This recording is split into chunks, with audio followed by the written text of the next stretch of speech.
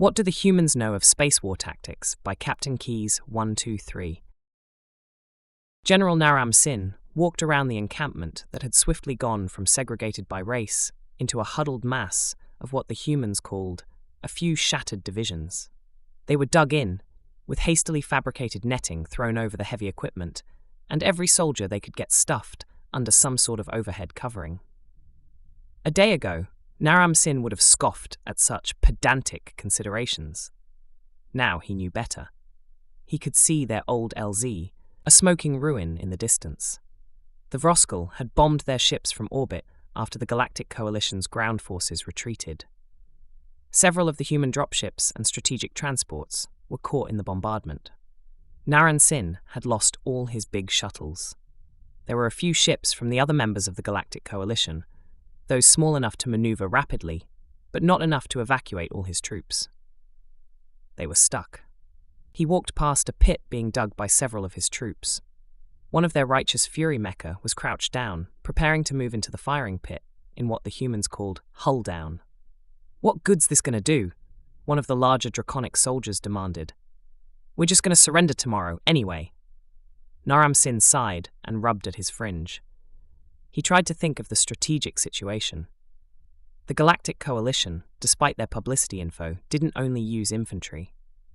They also used mecha, better suited to zero-gravity environments that could maneuver in urban terrain.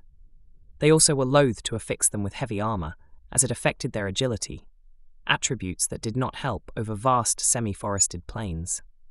He looked at the smoke in the distance again, then turned the corner around a few tents. "What do we need food for a week for?" he heard a coalition accent hiss. "They've got the orbitals. We're fucked." "It's the General's orders. Just go with it. We'll be surrendering anyway, I guarantee it." Naram-Sin turned in time to find two of the serpent folk, some of his orderlies, look up in shock at him. They looked at each other, then quickly began to jabber away at each other about very important equipment. As he walked past, he could see into the tents.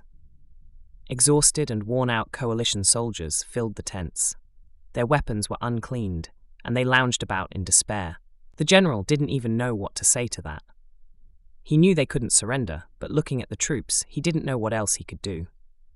Naram-Sin's staff stood about the camp, trying to take account of all their surviving equipment. Did they have enough food to last? Would their batteries hold out? Did they have the right materials? These were all considerations his military hadn't normally considered. Engagements tended to be won or lost. There were no extensive campaigns like there were in ancient history. Parade ground tactics worked fairly well in a space station, certainly what the humans called O'Neill cylinders, and could be arguably useful in shock and awe. That was his experience and how the wars of old had gone. When you could pound the enemy's ground forces into scrap from orbit, what did it matter if you lost infantry or not? Ground forces like his were not the ancient scrappy warriors of the Great War. The naval battles were what truly mattered. As he walked, a helicopter buzzed in. The Terran aircraft were dedicated to the atmosphere, something he would have dismissed, were it not for the wounded coalition troops being disgorged from the helicopter's belly. Terran medics rushed to take the wounded to the triage center a few meters away, hidden under a collection of tents. Naram-Sin watched the helicopter lift off. His casevac systems were all surface to space, far less useful tactically. The Coalition Expeditionary Force wasn't prepared for an extended stay. As he watched, another helicopter came roaring in to deposit a new load of wounded. The combat support hospital they used was far more sophisticated than his own field hospital. Naram-Sin's forces were expected to be able to send CASVAC shuttles to orbiting cruisers. Fighter jets, honest-to-goodness, air-breathing combat aircraft, buzzed overhead. They looked like they had stealth surfaces and large missiles, but that was it. Naram-Sin could hear more jet engines in the distance. The planes didn't use proper runways. They could land anywhere that was flat. From what he'd seen, they had deployable air cushion landing systems that enabled them to take off and land from snow, swamp, dirt roads, and even lakes. There was one just over the nearby trees, and it means they can operate hidden from orbital surveillance, and our shuttles can't even move, Naram-Sin thought angrily. He found his way to the remains of the mobile command center. It was a small chamber with a few consoles, and one particular chair for him. It was mostly empty, the consoles dark. One of his subordinates, Major Eshk, was inside. She stood up warily. No, Naram-Sin said. Take a seat. You've earned it. The officer, of an avian race, sat down thankfully. Status? Things aren't going well upstairs, sir, the young major said miserably. The humans are helping tremendously, but there's too many of them. Seems the enemy had all their eggs covered, and they're curling in on us. Any word from the Keshi? Asked the general. They're in a complete panic. Seeing us withdraw doesn't give them any confidence. They're trying to conduct orderly evacuations. Esh grimaced. But with the spaceports seized, there isn't much point. The avian paused. Sir, the humans are doing their best to help. They're conducting disaster relief. Yes, Naram-Sin sighed. I gave permission to use our troops as well, he grimaced. At least that's something we know how to do. The avian tilted her head. Sir? I thought.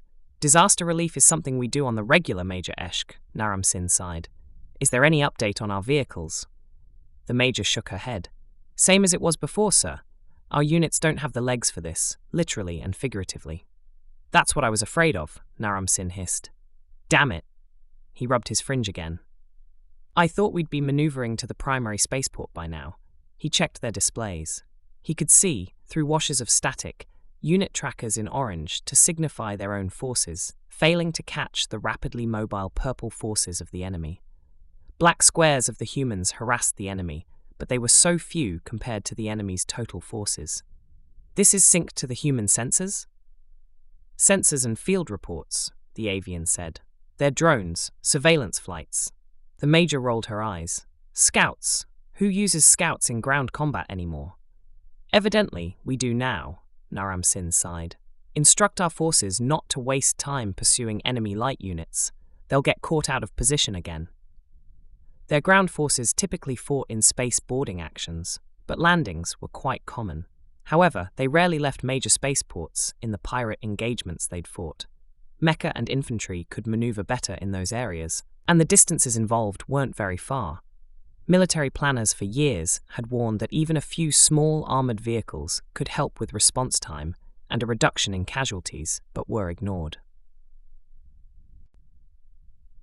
There had been numerous reports over the years of logistical snarls, with troops unable to get new batteries for their weapons or get heavy support due to a lack of armored personnel carriers or armored fighting vehicles. But it was claimed the logistical demands of Great War-type equipment was too much and unnecessary. Damn number crunchers, Naram-Sin thought to himself. As he thought, he heard the roar of an engine. 2 APCs came into the encampment. He stuck his head out of the small command center to see them unload a few stretchers. The forms inside them were ill-fitted for the human litters, but it served its purpose. He could see them wearing the uniform of mecha crew. I'd give anything for those museum landships back home, the major grunted. Naram-Sin asked. The Great War had vehicles like that. Ours are a bunch of buses. Eshk threw a gesture at some of their light hover vehicles nearby, out one of the windows. 2 were being serviced, already short on support supplies. A human marine was busy trying to understand the manual. Oh hey, look, some of our soldiers who haven't fallen out of discipline. They served us well for many years, Naram-Sin murmured. Eshk swore. General, they're incapable of defending themselves from the enemy. Their orders are to run and hide. At least the humans, jeeps can shoot back. One such hydrogen-fueled vehicle roared past, as if to emphasize her statement. We've lost ground in a dozen sectors because they couldn't get a resupply, and our mecha were too slow. Naram-Sin's hand hit one of the consoles. I know, he snapped. He rubbed at his fringe. I know all that they said. He gave a sneer and a mocking tone. Why would we care what happens on a planet? Once the orbitals are taken, it's all over. He rolled his eyes and glared at Eshk. You think I don't realize that? Look at them. He gestured outside. Main battle tanks sat nestled in firing pits, like beetles preparing for a long winter. They don't seem ready to know that. They don't seem ready to roll over and die. Eshk stood up. They seem ready for a campaign, sir. I think we'd better learn from them. She looked at the hover vehicles. One of the engineers just slumped over and gave up. And we'd better learn fast.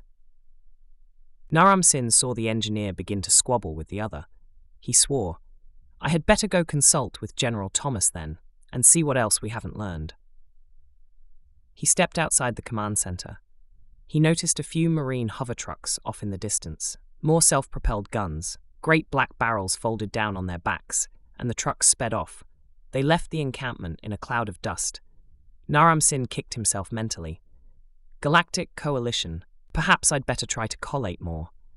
He found his way to the Terran Marine Command Center. It was more mobile than his was. It was built into a truck. A guard stood by and politely opened the door for him. Naram-Sin was surprised to see the room's sophistication. There were consoles, officers chattering and giving out orders over the radio, and he could even feel air conditioning. He felt a touch of jealousy. His subordinates were nowhere near this organized. Half of his were about to collapse, while these looked like they could keep going for a month. "Tonic," Colonel Sellers, the man who'd saved half his command, asked. He materialized at the general's side with a steaming mug. "We brought some goodwill material with us." Naram-Sin looked at the cup and took it. "Thank you, Colonel." He sipped it. "It's not going good upstairs," Sellers said. "I heard." Naram-Sin grimaced. Normally, when confronted with such a situation as this, we'd be advised to surrender. What brilliant Terran strategy will save us this time? "I presume General Thomas has a plan?" Sellers gestured, and the pair moved to a smart conference table at the rear of the command center. Major General Thomas sat at the back, going through the screen's displays. The small woman didn't seem quite like the type to command a fierce military force, more like a librarian, with a slight build and a pair of wide-lens glasses. "General Naram-Sin," she said, standing up. "Good to see you." "Likewise, General." Naram-Sin extended his hand to the smaller creature. "I must thank you again for your assistance in saving us." Thomas shook his hand. "I was wondering when you'd get your head out of your ass." She pushed her glasses up on her face. "We're in a tight spot, and I'd appreciate it if you'd get your rock-headed staff too." She paused. "Ah, shit. You don't have any of the rock-heads on staff, do you?" She looked at Seller. "Hey, Sellout, do they have any?" "I don't know, General." Seller said sheepishly. "Some good you are," Thomas rolled her eyes. "Yes, ma'am." Or perhaps too much of a librarian. Naram-Sin didn't know whether to be offended or to fall in line in respect. The general appeared to speak in profanity to anyone she knew. Yet as he glanced at Seller, he could see that he respected her like she was his personal deity. No, though in their culture, that's something of a compliment. Well, tell those sludge heads to get their anatomy to the point where they can actually pull a goddamn trigger. I've got a war on my hands, and it's not helped by your jackass brigade insisting on the right way to do things. My division has enough on its plate without having to do your job and ours." Naram-Sin chuckled, then sucked air between his mandibles. "Many of my staff are under the impression that we've already lost the battle, General. Some of them believe that now that the orbitals have been compromised, we're to surrender." "Is that what you think we should do?" Thomas asked. "As we've seen today, my judgment is beyond worthless," Naram-Sin said miserably. Thomas frowned. "General, you got shaken up. I get it. Just take a breath, and let's go over what we'll do next." "What is there next?" he demanded. "My troops have lost their faith in me. Our weapons are worthless, and we've lost the orbitals." His hands were shaking. "I can't command anything. I can't do this." Thomas's mouth shifted. "Naram-Sin, stop and take a breath." "What for?" He laughed hysterically. "So the troops can tear me apart?" "You're the boss. Tell them to cut that shit out," Thomas snapped. "We're going to need everybody we can get if we're going to make it off this planet." "Off the planet? Thomas, we're doomed." He nearly dropped the tonic. "We're doomed. Do you hear me? The war's already lost." Thomas scowled at him. She walked up to him and pointed her finger at his chest. "Hey, you see this on your shirt?" He looked down. "What?" Her finger flicked up into his mandibles. "Wake up," she snapped. "I'd smack you if it wouldn't be considered assault." She glared at him and pointed her finger in his face. "You're a general of the Galactic Coalition, so act like it." Naram-Sin rubbed his mandibles. "How dare you?" "Your pity party is over, General," she growled. Her slight mammal frame was so much smaller than his, but in this moment she was like a giant. I don't have time for your bullshit. I can't win this battle alone, and neither can you. So you got a bloody nose, big deal. Wipe the damn blood off, get whatever you call balls out of your mouth, and be the general your troops need. So you got knocked out, big deal. You get back up, you big tough metal bird dude. Sellers gently put a hand between the two. General? Naram-Sin took a breath. How do you expect me to? What do you expect me to? Thomas shook her head. She turned, walked back, and leaned back against the table. You're the general, god damn it. They have to do what you say. And if they refuse? Don't let them, she snapped. You got beaten up, and it's on you to make sure it doesn't happen again. It happens to the best of us, but you can't fall apart like this. We've never fought a war in, Thomas shook her head. Oh, cry me a river. We've been unprepared for wars all the goddamn time. Naram-Sin scoffed. I hardly think our definitions of unprepared match. One of my ancestors was in a war where the army was so small, half of the officers' corps was able to defect, Thomas growled. Naram-Sin blinked. What? We get unprepared all the time. Getting caught with your pants down is normal. She strode around the table. So what are we going to do about it, cry? She started adjusting the hollows on the smart table. No. So what am I to do? Thomas looked up and glared at him. You're going to tell them that you were unprepared and you fucked up. Then, you're going to be the general. You've got the legal authority. Hell, you've got the moral authority. Kick their asses and tell them to shape up. You're going to tell them what they need to hear, that you're going to keep fighting and you'll win. You want me to lie to them? The fight isn't over till it's over, Metal Bird, Thomas said. The way she stood reminded him of old propaganda posters. You've got the authority, General, Sellers said hopefully. Remind them who they are. Naram-Sin stroked his mandibles and saw Sellers' expression. That loyalty, that devotion to Thomas, the abuse could pass by because she'd earned his respect. He stood a little taller. All right, I'll tell them. And I'll earn their respect again. He took a breath. So what's your plan then? Work with you to come up with a better one, Thomas grunted. No, I mean, if this is more whinging, I'm going to scream. How are you going to deal with the orbitals? He asked. Half the problem is my troops don't know what to do. Thomas gestured to the table. A hollow of the local area was on display. Naram-Sin leaned over the table. To his surprise, an image of the jet fighters and the trucks he'd seen depart were on display. We've got surface-to-space munitions. I know you fuckers don't have them. You idiots don't even have proper supply chains. Buzzers and alarms went off in the room behind them. They're preparing to fire now. Naram-Sin peered at the displays. How can you have energy weapons with enough yield to hurt an enemy ship? It's not missiles. Those launch sites are too easy to see. It's railguns, Sellers explained. Railguns and air-launched missiles. What? A voice said distantly. Firing. An animation of the trucks played, unfolding and firing their great black barrels. Naram-Sin frowned. I don't understand. Railguns don't leave the kind of signature a rocket does, and a shell doesn't need to achieve orbit. It just needs to get there, Thomas said with satisfaction. She gestured. Our fighters are launching now too. As Naram-Sin watched, the fighter jets boosted into supersonic zoom climbs. Primitive aircraft, still using jet turbines, and unable to even leave the atmosphere without rocket boosters, and even then only suborbit to be caught by a passing ship, launched a dozen missiles straight up into the sky. They'll try shooting at us, but they'll have to dodge, Sellers said. We can shoot down troop transports they send at us and take pot shots at the big ships. It might not kill them, but it'll sure make 'em mad. They must want something here, Thomas said. All the surface batteries in the world wouldn't make a difference, any more than conventional forces did back in the Cold War. But the ability to annihilate something doesn't mean a damn if you're not in a war of annihilation. And these idiots want this world alive and unspoiled. Naram-Sin considered the implications. Orbital defense batteries mounted on the backs of a truck. Any human world with any sort of infrastructure could pose a threat to ships in orbit with these weapons. Wait, what did you say? Cold War? Was that your Great War? Seller and Thomas looked at each other. Excuse me?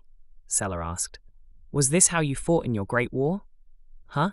Galactic standards are clear, Naram-Sin said slowly. A final great war, or even two, are fought when a civilization reaches the industrial age. Then they either annihilate themselves in the atomic era or make peace and reach for space. The humans were silent. I know not with what weapons World War III will be fought, but World War IV will be fought with sticks and stones, Sella murmured. Naram-Sin heard the words. His mandibles fell open, and he took a step back. Thomas frowned and looked at Sellers. Great War? You don't suppose he means? Sellers scratched his head. Ah, shit. No wonder they haven't gone past Napoleon. They used to have tanks, though. Yeah, but if World War I was the only big war you fought, why would you make better tanks? World War I, Naram-Sin echoed. He took another step back. He looked at the drink in his hand. He looked back at the room of dedicated soldiers behind him. He realized with horror it wasn't that they were primitive. They had survived the final conflict and fought several more. The end.